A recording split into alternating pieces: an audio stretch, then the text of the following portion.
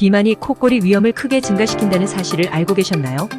비만은 과학적으로 코골이 증가와 연관되어 있습니다.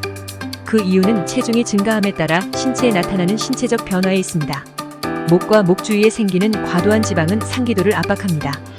그로 인해 기도가 좁아져 수면 중에 기도가 부분적으로 허탈될 가능성이 높아지고, 이때 우리가 코골이로 인식하는 진동이 발생합니다.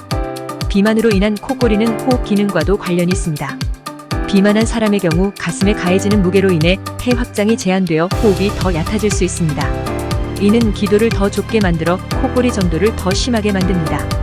또한 비만은 기도 주변의 근육을 포함하여 근육의 긴장도에 부정적인 영향을 미칩니다. 약한 기도 근육은 수면 중에 일어나는 이완 동안 기도를 열어두는 능력이 부족하여 코를 골 수밖에 없게 만듭니다. 단순히 소음과 수면장애 문제뿐 아니라 비만과 관련된 만성 코골이는 폐쇄성 수면 무호흡증의 상태로 이어질 수 있습니다. 폐쇄성 수면 무호흡증은 기도 허탈로 인해 호흡이 잠시 멈췄다가 다시 시작되는 일이 반복되어 간헐적으로 산소 결핍을 초래하는 수면 장애입니다. 이 상태는 비만과 밀접하게 연관되어 있으며 고혈압, 심장병 및 뇌졸중의 위험까지 수반합니다. 가장 좋은 해결 방법 중 하나는 체중 감량입니다.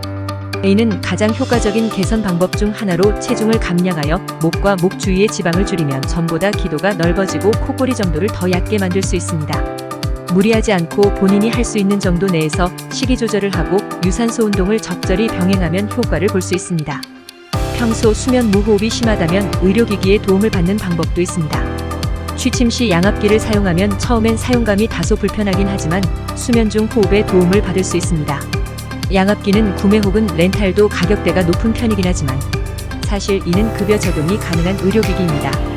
검사 후 급여 가능 대상자로만 선정된다면 건보료 혜택을 받고 비용을 절감할 수 있습니다.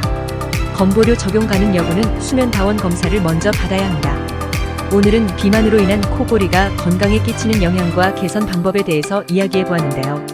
오늘 영상이 도움되셨다면 구독과 좋아요, 알림 설정 부탁드립니다.